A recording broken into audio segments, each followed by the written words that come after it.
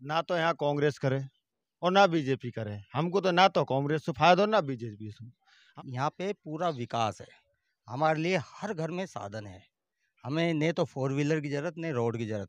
पहले तो जुबेर जी को दिया था वोट, पब्लिक ने जिताया है, फिर साफिया जी को जिताया है।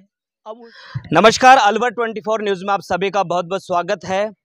इस वक्त मैं मौजूद हूं रामगढ़ विधानसभा क्षेत्र के आखिरी गांव बूटोली में। लोगों का मानस जानने के लिए गांव में जा रहे हैं, लोगों से बातचीत कर रहे हैं और उसी श्रृंखला में आज हम आए हैं बूटोली गांव में। ये रामगढ़ की आवाम नेताओं के लिए क्या सोचती है, वोट विकास के नाम पर दिए जाएंगे, पार्टी के नाम पर दिए जाएंगे और किसको क्यों वोट दिए जाएंगे, इन तमाम सवालों का जवाब हम आवाम से जानना चाहेंगे। सबसे पहले हमारे साथ में बाबूजी हैं। बाबूजी, अपना नाम बताएं। महेश शर्मा। शर्मा जी, बाई इलेक्शन हो रहे हैं, उपचुनाव हो रहे हैं, क्या लगता है किन मुद्दों को लेकर के किस पार्टी की तरफ रुझान है? विकास के मुद्दों की तरफ रुझान है, विकास के मुद्दों की तरफ रुझान है। बाकी यहाँ पार्टी की तरफ भी रुझान है, या तो बीजेपी के वोट ज्यादा हैं।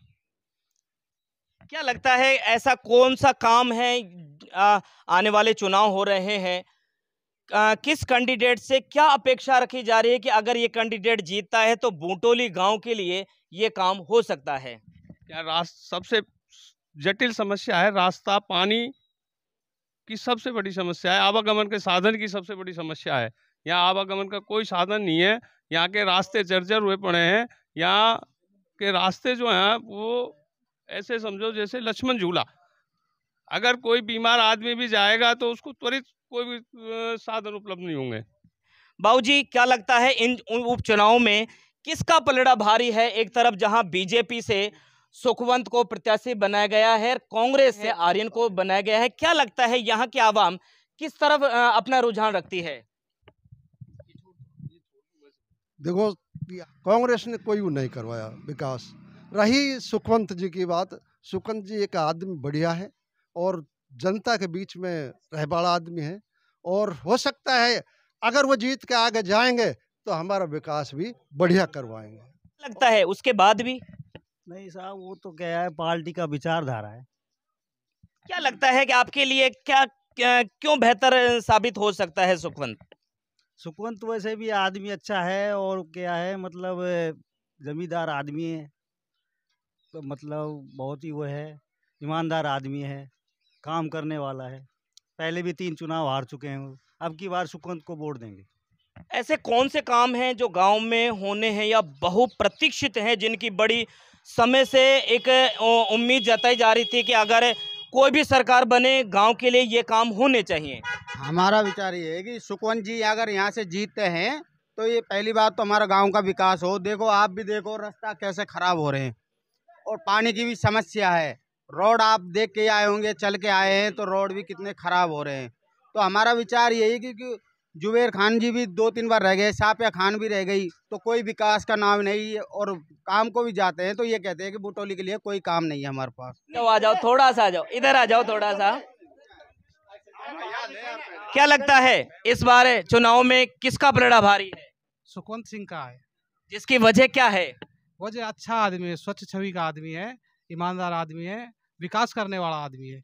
आर्यन में क्या कमी है? आर्यन तो पहली बार आपके क्षेत्र में आ रहा है और राजनीति की जो पृष्ठभूमि है वो भी है, आपने उसको देखा नहीं है, तो क्या ऐसा हो सकता है कि लोगों का ऐसा मानस भी हो सकता है कि भाई इनको भी परखा जाए? आर्यन में क्या कमी है? देखो, पहले भी कांग्रेस इधर रही है तो हमारे यहाँ कोई विकास नहीं हुआ, और आर्यन को हमने देखा नहीं, तो इसीलिए मतलब सुखवंत जो यहाँ से है, जो अच्छा आदमी है और काम करने वाला भी आदमी है, और जनता के बीच में रहने वाला आदमी है, संपर्क करने वाला आदमी, अच्छा आदमी। बाबूजी, क्या नाम है? हंसराज शर्मा। शर्मा जी, जिस स्कूटी पे बैठे हैं खुद के पैसे से खरीदी है, सरकार की तरफ से कुछ लाभ भी मिला था? खुद के पैसे से खरीदी है। आप शारीरिक रूप से अक्षम हैं, क्या सरकार ने आपको कुछ फायदा दिया? सरकारें आती जाती रहती हैं, आपके लिए क्या फायदा हुआ?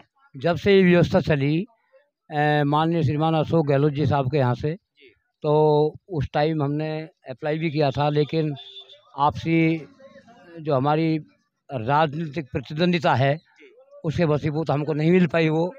और उसमें हमारे यहाँ जो एमएलए साहब थे, अब तो वो दिवंगत हो गए, तो उन्होंने मेरी स्कूटी ना मिलने में मुख्य भूमिका निभाई थी।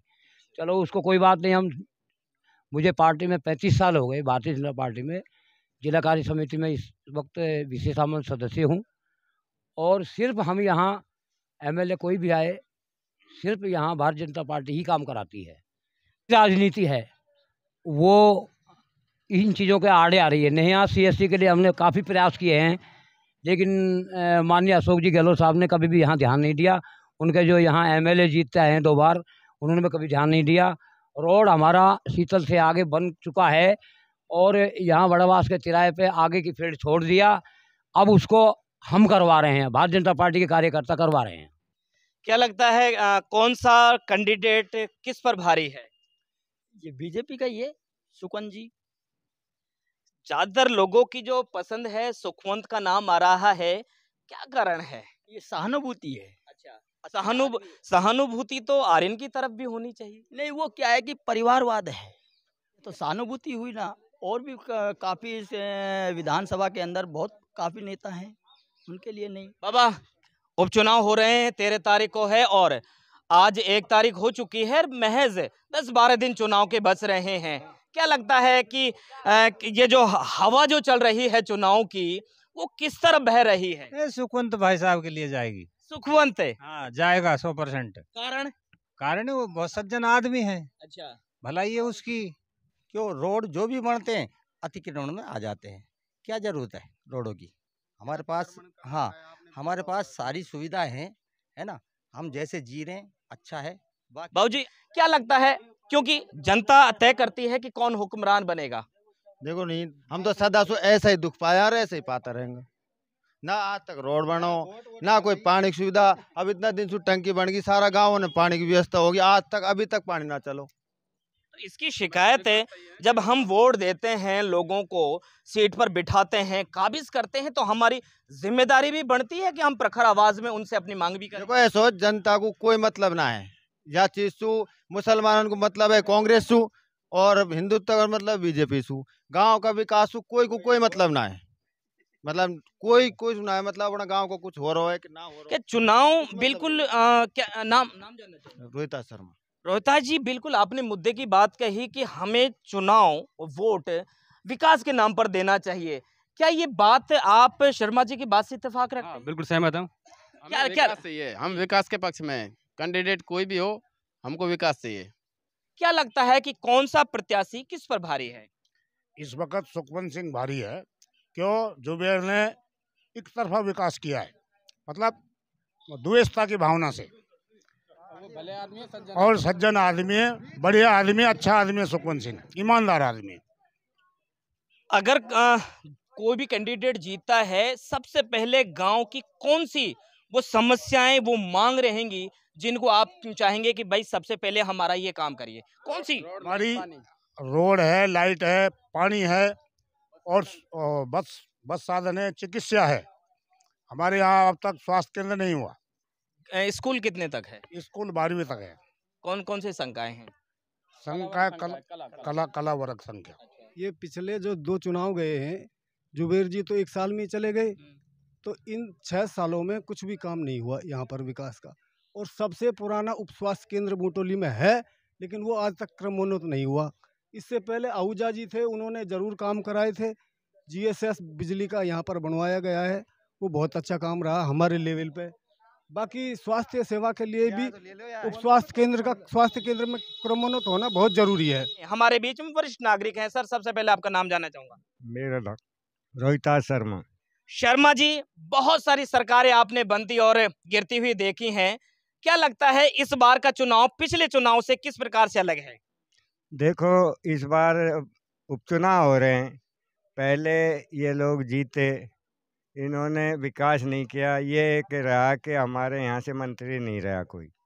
फिर इन्होंने विकास के नाम पे विशेष ही समुदाय के लिए काम किया। अब देख लो आप हमारे गांव की सड़कें। हम तो विकास चाहते हैं। भाजपा की सरकार है, भाजपा के मंत्री हैं, केंद्रीय मंत्री भूपेंद्र, एक अच्छे आदमी हैं जिनका काम करने की मंशा और विकास करने की मंशा है। बहुत बहुत शुक्रिया। और ये थे मेरे साथ में तमाम लोगों से बातचीत हुई और तमाम मुद्दों पर बातचीत और सवाल जवाब रहे बड़े रोचक और कई दिलचस्प तथ्य सामने आए हैं, फैक्ट सामने आए हैं। यकीनन इस बार का जो ये बाई इलेक्शन है, इस बार का जो उपचुनाव है, बड़ा ही दिलचस्प होने वाला है और बड़ा ही ये कह सकते हैं कि एक कड़ा मुकाबला दोनों ही पार्टियों के बीच में देखा जा सकेगा। ये चुनाव है, आम जनता के ऊपर निर्भर करता है। जनता जिस तरफ अपना रुख अख्तियार करती है, सरकारें उस तरह भी बन जाती हैं। कैमरामैन सोनू के साथ में मैं आपका साथी कवि सदाराम इजाजत चाहूंगा। अलवर 24 न्यूज के साथ में बहुत बहुत शुक्रिया और धन्यवाद।